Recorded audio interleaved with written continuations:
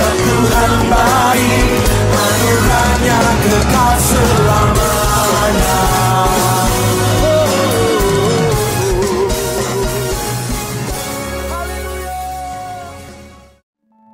Shalom, selamat pagi. Hari ini merupakan hari kedua Salurang Bangkit. Mari kita sama-sama dalam doa. Ya Tuhan Allah Bapa kami yang berada di kerajaan syurga, terima kasih sekali lagi kami berada di hari yang kedua. Tuhan sekali lagi berikan kami nafas yang baru, kehidupan yang baru, untuk kami terus memuji dan menyembah-Mu Tuhan, kerana kami tahu Tuhanlah yang layak dipuji dan disembah. Terima kasih Tuhan mendengar doa kami. Dalam nama Yesus Kristus kami semua telah berdoa. Amin.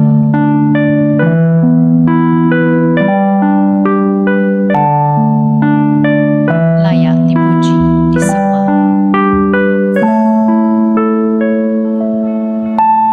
Alam semesta melukiskan kebesaran Tuhan, bumi dan syurga menyanyikan kemuliaan nama-Mu.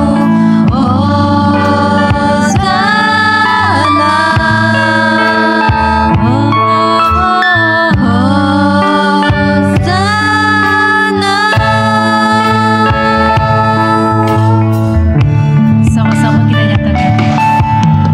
Layak dipuji, disembah, Dia yang bertata dulu, sekarang dan selamanya. Raja atas segala raja, nama-Mu besar termulia.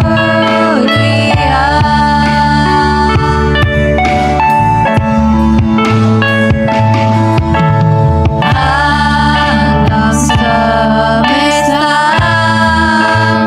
melukiskan kebesaran Tuhan, bumi dan syurga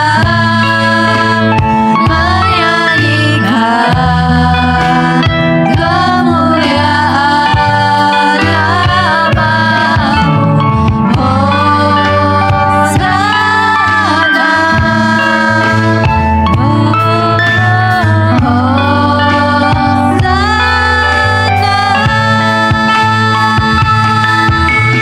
Layak dipuji, disembah, Dia yang bertata dulu, sekarang dan selamanya. Raja atas segala raja, nama-Mu besar termulia.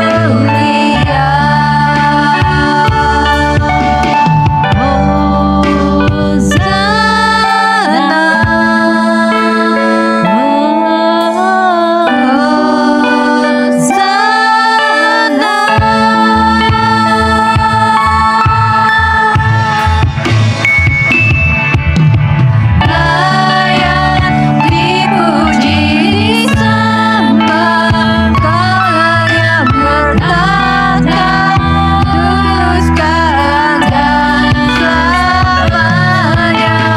Raja atas segala raja, nama-Mu besar termulia. Nama-Mu besar termulia. Nama-Mu besar mulia.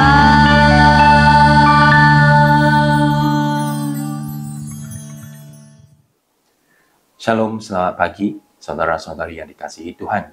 Selamat kembali ke Saluran Bangkit. Hari ini, kita akan merenungkan Mazmur bab yang kedua mengenai kemuliaan dan keindahan pelayanan anak kekal. Sebelum itu, saya bacakan firman Tuhan, Mazmur bab 2 ayat 1 hingga 12. Mengapakah bangsa membuat huru-hara dan rakyat merancangkan yang sia-sia? Raja-raja dunia memberontak, para pemerintah berkomplot menentang Tuhan dan Raja pilihannya. Mereka berkata, marilah kita bebaskan diri daripada kekuasaan mereka. Marilah kita gulingkan pemerintahan mereka. Dari taktanya di syurga, Tuhan tertawa dan mencemuh rancangan mereka. Dia menegur mereka dengan marah dan menakutkan mereka dengan kemukaannya. Dia berfirman, di Sion, bukitku yang suci, aku telah menabalkan rajaku. Raja bertitah, aku akan mengumumkan apa yang dinyatakan oleh Tuhan. Dia berfirman kepadaku, engkaulah anakku, pada hari ini aku menjadi bapa. Mintalah, maka semua bangsa akan kuberi kepadamu, dan seluruh bumi akan kujadikan milikmu. Engkau akan menghancurkan mereka dengan pemerintahan tangan besi. Engkau akan menghancurkan mereka seperti periuk tanah. Bertindaklah dengan bijak, hai raja-raja. Dengarlah amaran ini, hai pemerintah dunia. Berbaktilah kepada Tuhan dengan hormat. Bersujudlah di hadapannya dengan gemetar. Jangan sampai Tuhan murka, lalu kamu dibinasakan dengan tiba-tiba kerana cepat sekali kemurkaannya menyala. Berbahagialah semua orang yang berlindung kepadanya. Saudara-saudari yang dikasihi Tuhan, dalam Mazmur ini kita akan melihat 3 perkara yang penting. Yang pertama adalah bagaimana raja ini ditolak. Kita akan melihat Tuhan mentabalkan dia sebagai raja. Dan yang ketiga, dia akan memerintah atas bangsa-bangsa. Alkitab bahasa Ibrani meletakkan Mazmur 1 dan 2 bersama-sama, yang merupakan pengenalan kitab Mazmur secara keseluruhan. Mazmur pertama dimulakan dengan ucapan berkat. Berbahagialah orang yang tidak mengikut nasihat orang jahat. Dan Mazmur yang kedua berakhir dengan ucapan berkat. Berbahagialah semua orang yang berlindung kepadanya. Kedua bab ini membentuk sebuah pengenalan yang mengagumkan kepada Mazmur Mesianik. Dalam Mazmur yang pertama, kita melihat kemuliaan Kristus dalam budi pekertinya. Dan bab kedua adalah mengenai kemuliaan Kristus dalam pelayanannya. Yang pertama menggambarkan dia sebagai seorang yang bersukacita, yang hatinya penuh dengan firman Tuhan, seperti pohon yang ditanam di tepi sungai. Yang kedua pula menggambarkan dia sebagai seorang raja yang dilantik oleh Tuhan, yang akan memerintah bangsa-bangsa dengan tongkat besi. Yang pertama bercakap tentang kemanusiaannya, dan Mazmur yang kedua tentang ketuhanannya. Dengan itu kita boleh bertemakan kedua-dua bab ini, kemuliaan putera yang dikasihi Tuhan. Walaupun dunia ini penuh dengan kekacauan dan kejahatan, tetapi Mesias akan bersemayam di atas taktanya dan memerintah seluruh dunia pada masa hadapan. Perjanjian Baru telah memetik Mazmur 2 ini sebanyak 7 kali.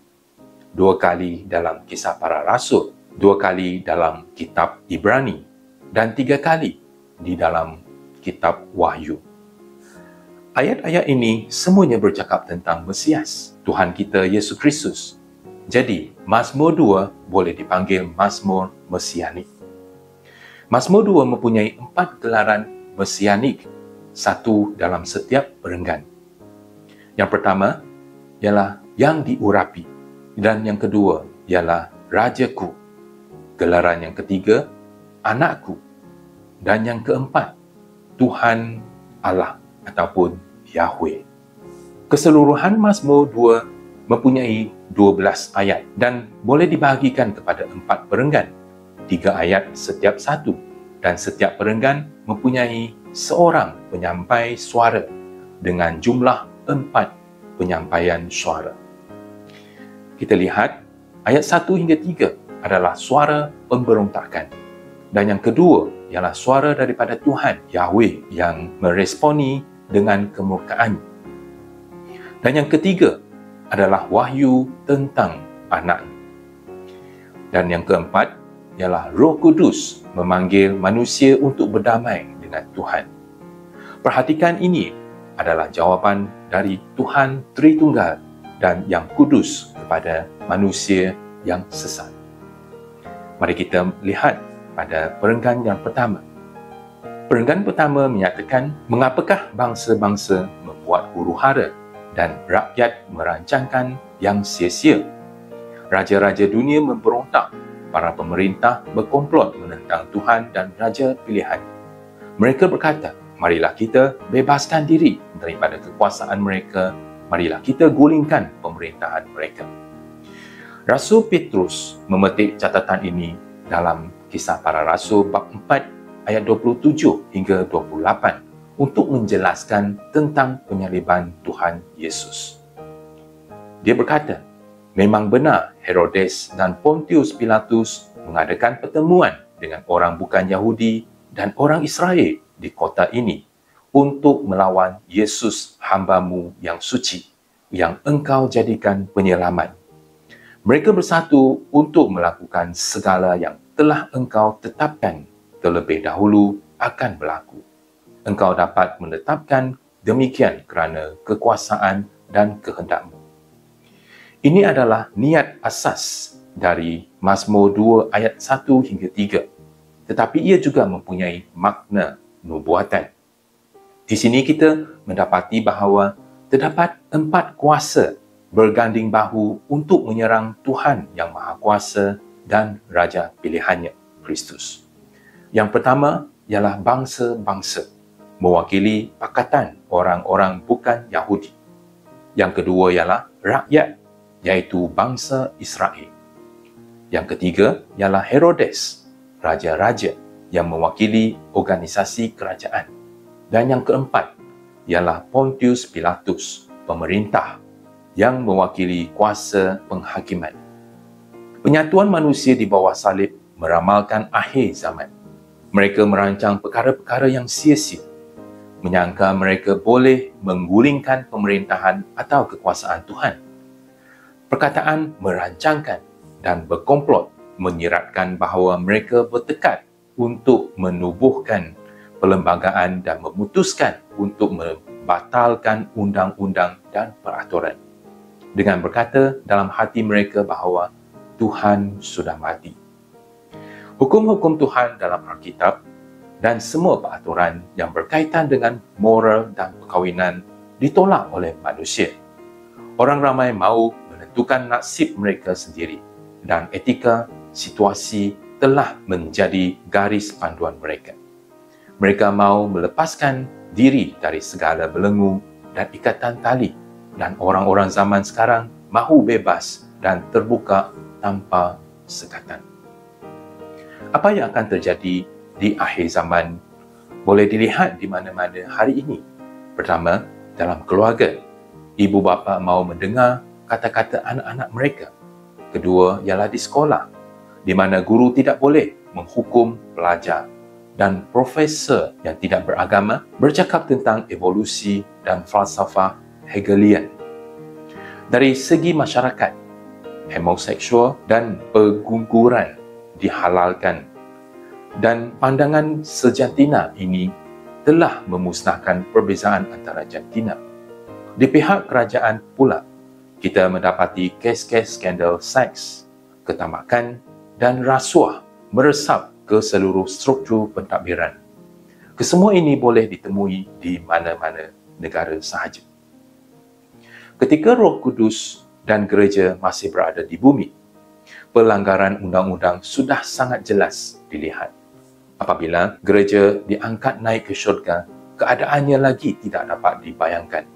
Hari ini, niat pelanggaran undang-undang yang terpedam telah diaktifkan. Dan pada masa hadapan, ia akan menjadi lebih keji di luar kawalan. Revolusi Perancis pada tahun 1789 boleh dikatakan sebagai petanda pemberontakan besar apabila seorang pelacur ditabalkan di Katedral Notre Dame di Perancis. Pada tahun 1917, revolusi Bolshevik di negara Rusia, berpuluh-puluh juta orang telah dibubarkan dan ateisme mengambil alih seluruh negara. Di negara China pula, Presiden Mao Zedong yang menjadi wira semasa komunisme telah merebak ke seluruh negara dan Mahkamah Pekerja menghukum mati ramai bangsa. Mazmur 2 juga menubuatkan perikatan antara syaitan dan dua ekor binatang yang dicatat dalam kitab Wahyu bab 13. Mendapat sokongan dari iblis untuk mengeluarkan larangan penyembahan kepada Tuhan dan hamba yang diurapinya. Mereka yang enggan taat tidak ditandai dan tidak menyembah patung binatang itu akan dibunuh. Ini adalah puncak kejahatan bangsa-bangsa yang merupakan nubuatan dari Mazmur 2 perenggan yang pertama. Dalam ayat 4 hingga 6 adalah jawapan Tuhan yang Maha Kuasa. Dari taktanya di syurga, Tuhan tertawa dan mencemuh rancangan mereka. Dia menegur mereka dengan marah dan menakutkan mereka dengan kemurkaannya. Dia berfirman, di Sion, bukitku yang suci, aku telah menabalkan rajaku. Dari taktanya di syurga, Tuhan tertawa. Tuhan tertawa amatlah jarang kelihatan dalam Alkitab. Tuhan yang menciptakan alam semesta berkuasa atas segala-galanya. Dan orang-orang jahil di dunia menyangka bahawa mereka boleh menentang Tuhan secara terang-terangan. Sungguh melucukan. Di matanya, peluru pepandu balistik antara benua dan laser hanyalah mainan kanak-kanak.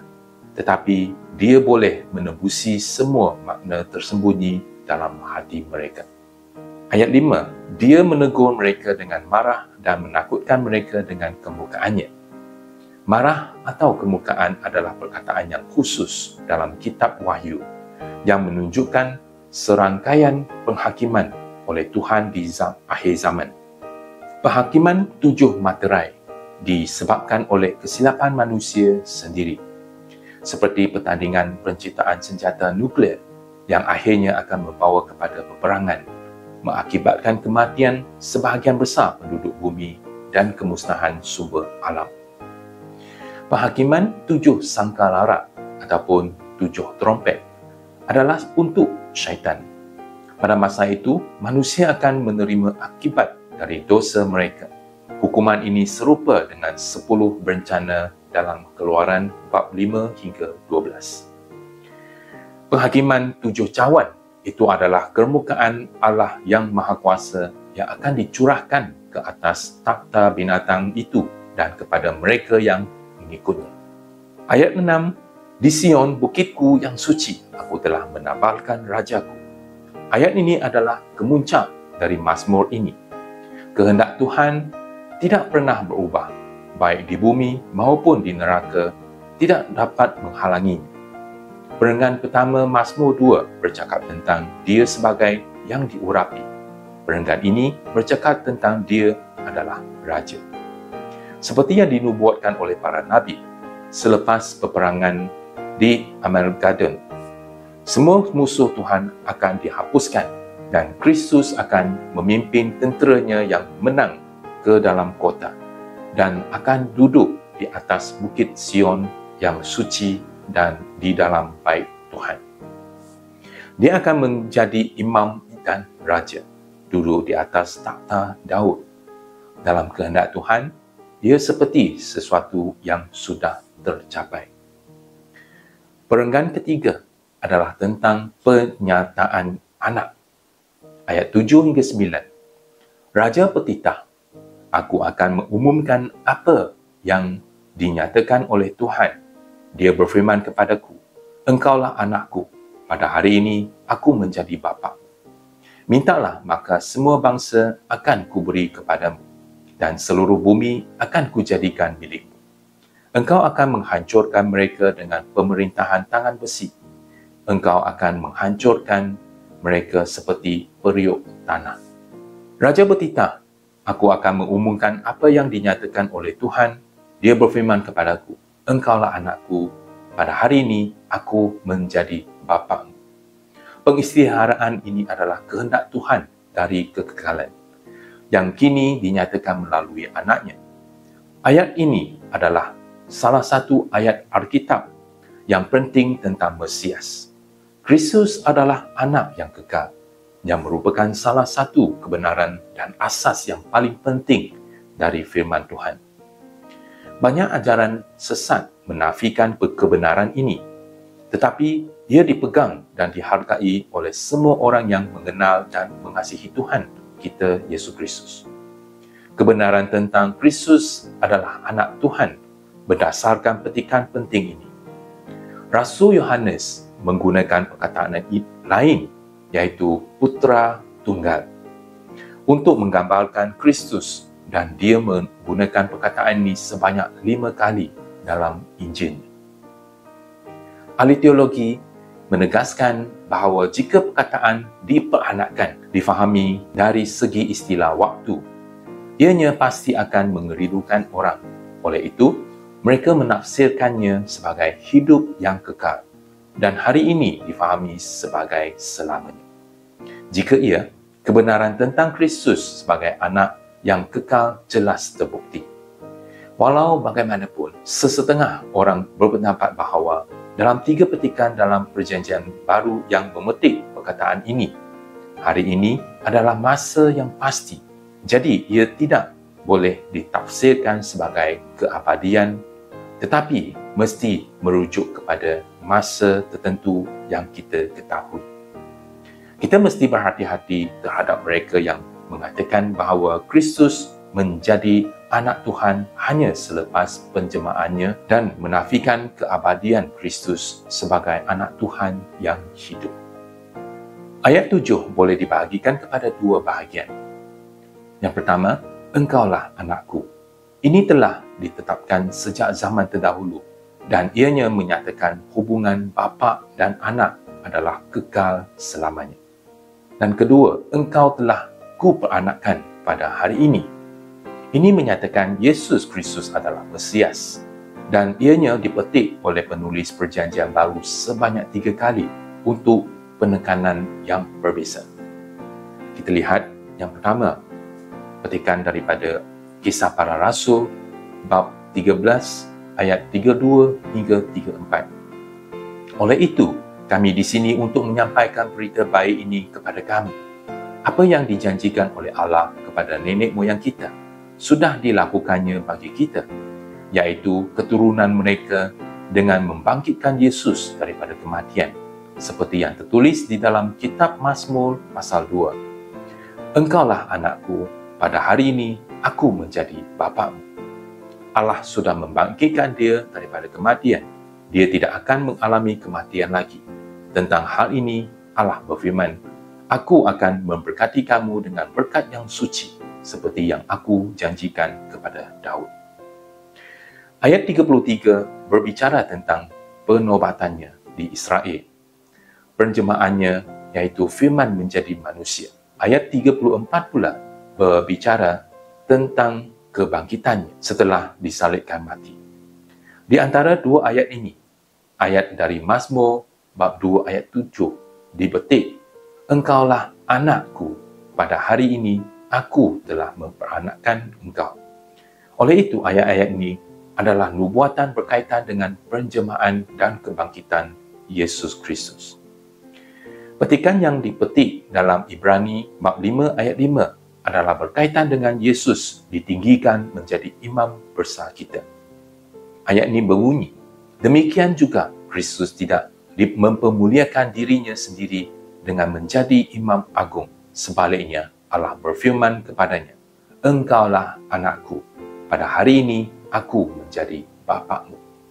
Ibrani bab 1 ayat 5 hingga 6 pula mencatatkan tentang kedatangan Kristus yang kedua. Tiada malaikat yang layak disembah, hanya apabila anak sulung datang ke dunia. Semua malaikat Allah wajib menyembah anak itu. Ayat ini berbunyi, tidak pernah Allah berfirman kepada mana-mana malaikatnya, engkaulah anakku, pada hari ini aku menjadi bapa. Tidak pernah Allah berfirman tentang malaikat yang mana pun begini, aku akan menjadi bapaknya dan dia akan menjadi anakku. Tetapi pada masa Allah mengutus anaknya yang sulung ke dunia ini, dia berfirman, semua malaikat Allah wajib menyembah anak itu. Jadi, pada waktu kelahiran Yesus Kristus, para malaikat memanggilnya anak Allah. Seperti yang tercatat dalam Injil Lukas bab 1 ayat 35. Malaikat itu menjawab, Roh Allah akan datang kepadamu dan kuasa Allah akan menaungi engkau. Itulah sebabnya anak yang akan lahir itu disebut suci, anak Allah. Dan ketika pembaptisannya yang tercatat dalam Injil Lukas bab 3 ayat 22, Roh Allah berwujud burung merpati turun ke atasnya. Lalu terdengar suara dari surga mengatakan, engkaulah anakku yang aku kasihi. Engkau menyenangkan hatiku. Dan semasa transfigurasi Tuhan Yesus Kristus yang tercatat dalam Injil Lukas bab 9 ayat 35, dari awan itu terdengar suara berkata, inilah anakku yang telah aku pilih. Dengarkan kata-katanya. Di sini kita melihat bahawa Allah Bapa memanggil Yesus Kristus sebagai anakku. Secara ringkasnya, istilah engkaulah anakku mengandungi hubungan yang kekal dan unik. Manakala engkau telah kuperanakan pada hari ini adalah panggilan untuk tugasnya. Dalam perjemaan, pembaptisan, transfigurasi, kebangkitan, keimamatan, dan kedatangannya yang kedua. Sebagai anak, Yesus mempunyai hak untuk mewarisi. Seperti yang dinyatakan dalam ayat 8 hingga 9. Mintalah daripadaku, aku akan menjadikan segala bangsa warisan, dan setiap pelosok bumi milikmu. Engkau akan memerintah mereka dengan tongkat besi dan menghancurkan mereka seperti tembikar. Teks ini meramalkan hari di mana dia akan kembali sebagai raja untuk memerintah, dan tongkat melambangkan kuasa dan pemerintah. Di mata umatnya, itu adalah tongkat emas, tetapi bagi bangsa-bangsa yang memberontak di Hamargadon, itu adalah tongkat besi. Dan yang keempat ialah Roh Kudus memanggil orang untuk didamaikan dengan Tuhan. Ayat 10 hingga 12. Oleh itu, hai kamu raja-raja, bijaksanalah, berhati-hatilah kamu para pemerintah bumi. Layanlah Tuhan dengan rasa takut dan bersukacitalah dengan gemetar.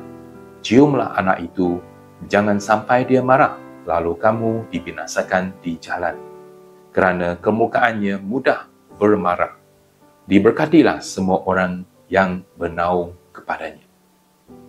Roh Kudus menasihati raja-raja, hakim-hakim, para pemerintahan di bumi untuk berdamai dengan Tuhan secepat mungkin atau sebelum hari penghakiman datang. Inilah hikmat yang sebenar. Ciumlah anak itu dalam ayat 12. Ciuman yang dicatatkan dalam Alkitab melambangkan sikap yang berbeza. Seperti dalam catatan Injil Lukas, bab 7 ayat 38 adalah simbol pertaubatan. Seorang wanita yang hidup dalam dosa itu memasuki rumah Simon dan berdiri di belakang Yesus dan melakukan 5 perkara ini. Dia menangis, membasuh kaki Yesus dengan air matanya, mengeringkannya dengan rambutnya. Keempat, mencium kaki Yesus berulang kali dan menuangi Yesus dengan minyak wangi. Air mata dan ciuman adalah bukti keinsafan yang sebenar. Tuhan Yesus berkata, dosanya yang banyak telah diampuni kerana kasihnya yang besar. Ciuman ini adalah tanda pengampunan. Injil Lukas bab 15 ayat 11 hingga 24 mencatatkan bahawa anak yang hilang itu kembali ke rumah bapaknya dan selepas dia mengaku dosanya, dia menerima ciuman pengampunan dari bapaknya. dia dipakai dengan jubah yang terbaik, dipakai cincin, kasut, dan disambut dengan pesta. Tetapi apa yang tercatat dalam Mazmur ini adalah ungkapan rasa hormat dan kesetiaan. Terjemahan baru berbunyi, ciumlah kakinya dengan gementar. Mengenai istilah anak, Mazmur ini menggunakan dua perkataan yang berlainan.